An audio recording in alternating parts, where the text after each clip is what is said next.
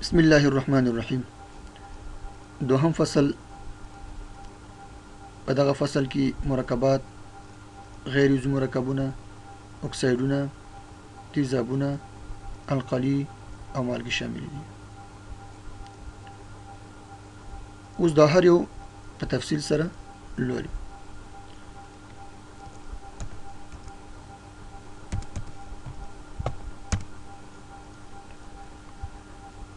مرکبات یا کمپاونډز.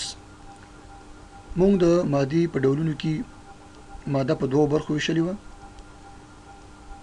مکسچر یا مخلوط ماده، پیور یا خالصه ماده. خالصه ماده بیا په دوو برخو ویشلې وه: ایلیمنټس یا عناصر او کمپاونډز یا مرکبات. عناصر مو لوستل، نو دویمې برخې ته راځو چې هغه مرکبات دي. مرکبات جمع د مرکب ده،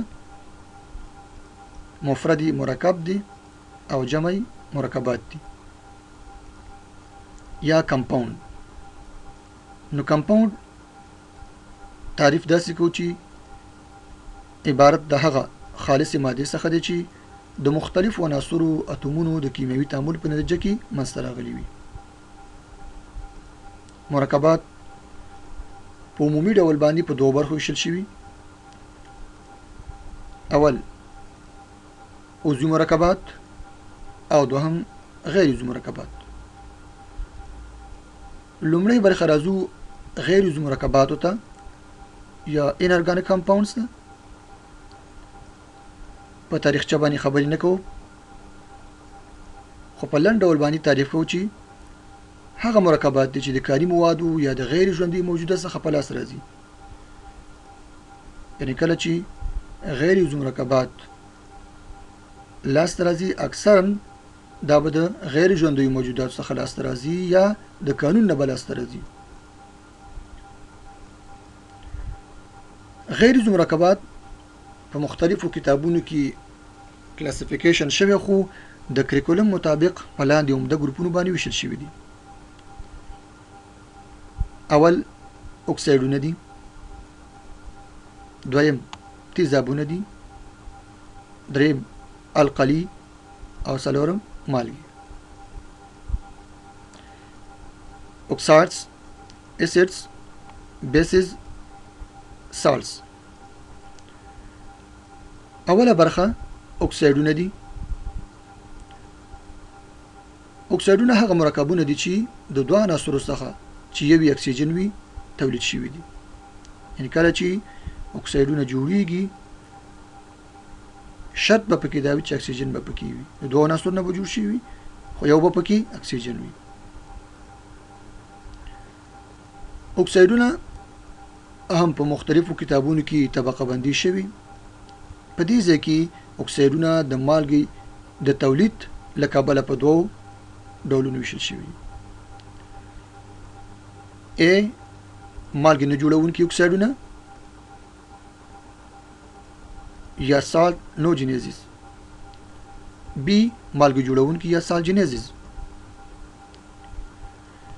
A مالګې نه جوړونکي یا خنثی اکسایدونه دا هغه اکسایدونه دي چې د مالګې تولید وړتیا نه لري، نشي کولی چې د تیزابونو سره یا د القلي سره یا د تیزابي اکسایدونو او د قلوي اکسایدونو سره د مالګې تولید وړتیا ولري، یا دوی نشي کولی چې مالګې جوړیږي. مثال کاربن مونوکساید دا یو خنثی اکساید دی یا مالګې نه جوړونکی اکساید دی، نشي کولی چې مالګه جوړه کړي. نایتروجن مونوکساید، ډای نایتروجن مونوکساید دا درې واړه خنثی اکسایدونه دي یا مالګې نه جوړونکي اکسایدونه دي. بی مالګې جوړونکي سالجینیزز هغه اکسایدونه دي چې د مالګې د تولید وړتیا لري، کولی شي چې د مالګې جوړې کړي. بیا دغه مالګې جوړونکي اکسایدونه درې ډوله دي: A تیزابي اکسایدونه دي، قلوي اکسایدونه دي او امفوتر اکسایدونه دي. لومړی راځو تیزابي اکساید یا اسید اکسایدز. هغه اکسایدونه دي چې د قلوي او د قلوي اکسایډونو سره د مالګې د تولید وړتیا لري، لکه سلفر ډای اکساید، سلفر ترای اکساید، کاربن ډای اکساید، نایتروجن ډای اکساید او داسې نور. یعنی خصوصا یا په عمومي ډول باندې هغه اکسایډونه چې هغه د غیر فلزاتو د اکسیجن څخه جوړ شوي اکثرا تیزابي اکسایډونه دي. یعنی غیر فلزي اکسایډونه اکثرا تیزابي اکسایډونه دي. مثلا سلفر ډای اکساید دی د القلي مرکب سره تعامل کوي سوډیم هایدروکساید، په نتیجه کې مالګه اوبه لاسته راځي. مالګه سوډیم سلفاید او پلس اوبه. دارنګه که چیرته سلفر ډای اکساید د قلوي اکساید سره یوځای شي، فرضاً قلوي اکساید څه شی دی؟ اوسپنې اکساید دی. کله چې د اوسپنې اکساید سره یوځای کیږي نو دې ځای کې به فرس سلفاید لاسته راشي یا آیرن سلفاید به لاسته راشي.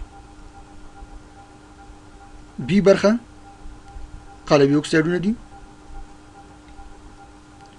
تعریف یې داسې کوو دا هغه اکسایډونه دي چې د تیزاب یا د تیزابي اکسایډونو سره د مالګې د تولید وړتیا لري. بیس اکسایډز یا قلوي اکسایډونه به د تیزابو سره او یا د تیزابي اکسایډونو سره د مالګې د تولید وړتیا لري.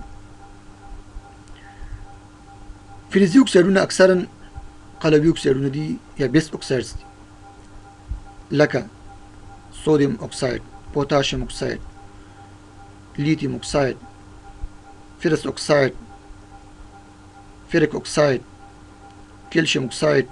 دا ټول فلزي اکسایډونه دي او قلوي خاصیت لري. نو اکثره قلوي اکسایډونه چې کوم دي فلزي اکسایډونه تشکیلوي. اوس که چیرته د اوسپنې اکساید د تیزابو سره یوځای شي، تیزاب HCl هایدروکلوریک اسید دی. د تعامل په صورت کې اوسپنه د کلورین سره فرس کلوراید جوړي او جمع اوبه هایدروجن د اکسیجن سره اوبه جوړي.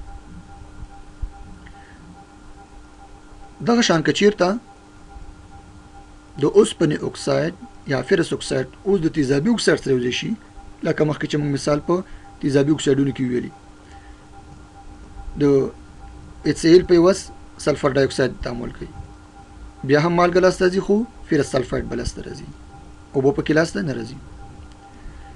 سی امپوتیر اکساید. امپوتیر اکسایډونه هغه اکسایډونه دي چې د تیزابونو، تیزابي اکسایډونو، قلویاتو او یا د قلوي اکسایډونو سره د مالګې د تولید وړتیا لري.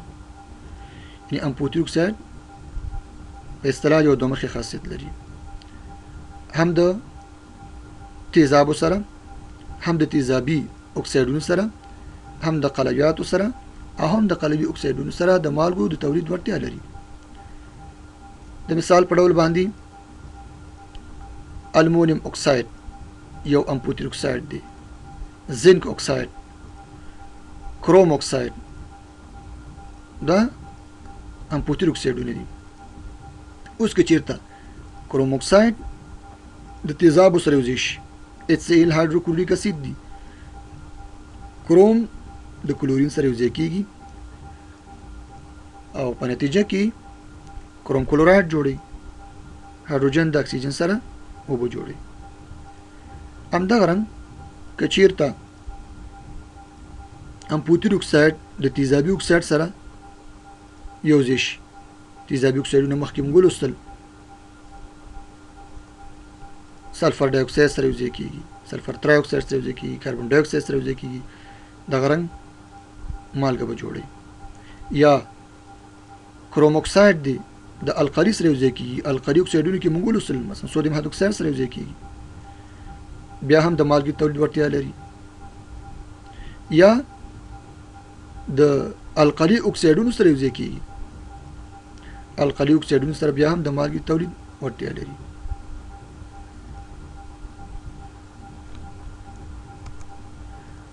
راځو اوس د اکسایډونو نومې ښودنې ته.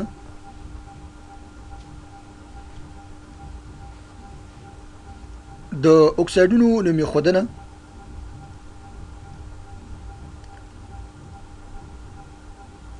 په دریو طریقو باندې شوي. یو د نړیوال نوم ښودنې پر بنسټ، دویم د اکسیدیشن نمبر په اساس، او دریم د عناصرو د اتومونو شمیر له مخې. لومړی د نړیوال نوم ښودنې د اصولو پر بنسټ باندې غواړو اکسایډونه نامګذاري کړو.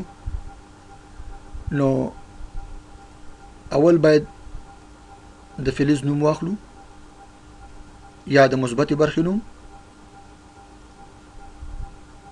بیا د قوس په منځ کې د فلز یا د مثبتې برخې اکسیدیشن نمبر په رومي ارقامو کې، او وروسته بیا د اکساید کلمه ذکر کوو. د مثال په ډول باندې نایتروجن مثبته برخه ده. لومړی د مثبتې برخې نوم اخلو نایتروجن، بیا د مثبتې برخې د اکسیدیشن نمبر که چیرته مونږه نایتروجن اکسیدیشن نمبر په دې ځای کې وګورو نو مثبت یو دی، ځکه اکسیجن منفي 2 نه خنثی کېږي، 2 راوړو د نایتروجن مخې ته لیکو، د یو لیکلو ته اړتیا نشته. نو د نایتروجن اکسیدیشن نمبر دلته مثبت یو دی، دغه یو په رومي ارقامو کې قوس کې لیکو او بیا اکساید کلمه ذکر کوو. دغه رنګ دوهم مرکب، دریم، څلورم، پنځم او تر شپږمه پورې. نو د دې نوم شو نایتروجن 1 اکساید، نایتروجن مون اکساید، پښتو کې وایي نایتروجن یو اکساید. په هره ژبه کې چې وایي لیکل به داسې وي، خو ویل ستاسې خپله خوښه. دغه 1 2 3 تاسې په خپلو ژبو کې ویلی شئ، که هغه انګلیش کې وایي، که په عربي کې وایي، که پښتو کې وایي، که دري کې وایي، که اردو کې وایي، چې په هره ژبه کې لولي. دارنګه دوهم مرکب نایتروجن 2 اکساید، نایتروجن 2 اکساید، ځکه په دې کې د نایتروجن د اکسیدیشن نمبر مثبت 2 دی. دارنګه نایتروجن 3 اکساید، نایتروجن 3 اکساید، یا په رومي ژبه کې وایي، یوناني ژبه کې نایتروجن 3 اکساید. دارنګه نایتروجن 4 اکساید، نایتروجن تترا اکساید، نایتروجن 4 اکساید. دا بل هم داسې دی، نایتروجن 4 اکساید یا 4 اکساید. دارنګه نایتروجن 5 اکساید یا نایتروجن 5 اکساید، چې په هره ژبه کې تاسو درلو، خو لیکل به په دې ترتیب باندې وي. دوهم د نوم ښودنې اصول، په دې نوم ښودنه کې د لوړ اکسیدیشن نمبر لرونکي عنصر په آخر کې به د ایک او بیا د اکساید کلمه ذکر کوو، او که چیرته ټیټ اکسیدیشن نمبر لرونکي عنصر وي نو په هغې کې به بیا د اس او بیا د اکساید کلمه ذکر کوو. مثلا که چیرته د عنصر اکسیدیشن نمبر لوړ وي، فرضاً دا اوسپنه ده، اکسیدیشن نمبر ته ګورو چې اوسپنه مثبت 2 او مثبت 3 اکسیدیشن نمبر اخلي. په دې ځای کې د اوسپنې اکسیدیشن نمبر مثبت 3 دی او اکسیجن منفي 2 نه خنثی کېږي، 2 د اوسپنې مخې ته لیکو او 3 د اکسیجن مخې ته لیکو. نو په دې ځای کې د اوسپنې اکسیدیشن نمبر لوړ دی، ځکه مثبت 3 دی، د دې نه ټیټ چې دی بیا مثبت 2 دی. نو کله چې دا نامګذاري کوو، د عنصر د نوم سره ایک کلمه اضافه کوو، مثلا فیریک او بیا د اکساید کلمه، یعنی هغه اکسایدونه چې په هغې کې د فلز یا د مثبتې برخې اکسیدیشن نمبر لوړ وي، هغه په ایک اسید باندې ختمو، ایک او بیا اکساید کلمه باندې ختمو، لکه فیریک اکساید شو یا کپریک اکساید او داسې نور. او که چېرته د اکسیدیشن نمبر یې ټیټ وي نو موږ ویل چې په هغه اس کلمه باندې ختمیږي، مثلا دا هم د اوسپنې اکساید دی، خو په دې کې د اوسپنې د اکسیدیشن نمبر مثبت 2 دی، اکسیجن منفي 2 مساوي 0. نو اوس که چېرته دا نامګذاري کوو د اوسپنې د نوم سره د اس تورې او بیا د اکساید کلمې اضافه کوو، نو فرس اکساید. دارنګه نور مثالونه هم شته لکه کپرس اکساید، کپریک اکساید. دریم په دې نوم ایښودنه کې د اکسایډونو د اتومونو د عناصرو د اتومونو شمیر له مخې یا د جوړونکو عناصرو د اتومونو شمیر له مخې چې په دې کې به د ډای، ترای، تترا، پنتا او نور کلمې ذکر کیږي او بیا به اکساید کلمه راځي اخر کې. د مثال په ډول باندې ډای نایتروجن اکساید، دلته 2 نایتروجن دي، یو اکسیجن دی، نو ډای نایتروجن اکساید شو. یو نایتروجن یو اکسیجن دی، نایتروجن اکساید شو. دارنګه ډای نایتروجن ترای اکساید شو. یو نایتروجن 2 اکسیجن، نایتروجن ډای اکساید. ډای نایتروجن تترا اکساید، ډای نایتروجن پنتا اکساید.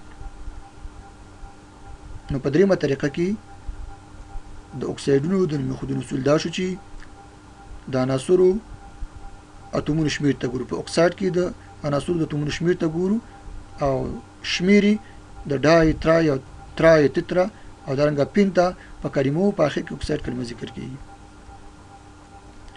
د اکسایډونو بله اهمه برخه مشرح فرمول جوړول دي. په مشرح فرمول کې د هر یو عنصر د الکترونو شمیر او دارنګه د رابطو شمیر معلومیږي. مثلا دا سلفر ډای اکساید دی، دا په حقیقت کې غیر فلزي اکساید دی یا تیزابي اکساید دی. غواړو چې د دې مشرح فرمول جوړ کړو. د ولانس له مخې معلومیږي. موږ ویل چې ولانس د عناصرو د اخري مدار د الکترونونو راکړور کې اتحاد قوې ته ولانس یا د هغه الکترون شمیر چې په کیمیاوي اړیکو څخه کار اخلي. نو اوس دې ځکه سلفر په شپږم ګروپ کې قرار لري، په اخري مدار کې 6 الکترون لري. نو د خپل مدار د بشپړولو لپاره 2 ته ضرورت لري. نو په دې ځکه د دې ولانس 4 دی، 4 الکترون د اکسیجن سره شریک شوي. دارنګه د اکسیجن ولانس 2 دی، نو 2 الکترون شریک کړي اکسیجن د سلفر سره، خو په مجموع کې سلفر 4 الکترون شریک کړي. موږ ویلو چې سلفر ولانس کولی شي چې 2 واخلي، 4 واخلي، 6 واخلي. په دې ځای کې 4 ولانس. اوسپنه یا آیرن موږ ویلو چې کولی شي چې 2 الکترون د لاسه ورکړي یا 3 الکترون د لاسه ورکړي، یا داسې وي چې 2 ولانس شي او یا 3 ولانس شي.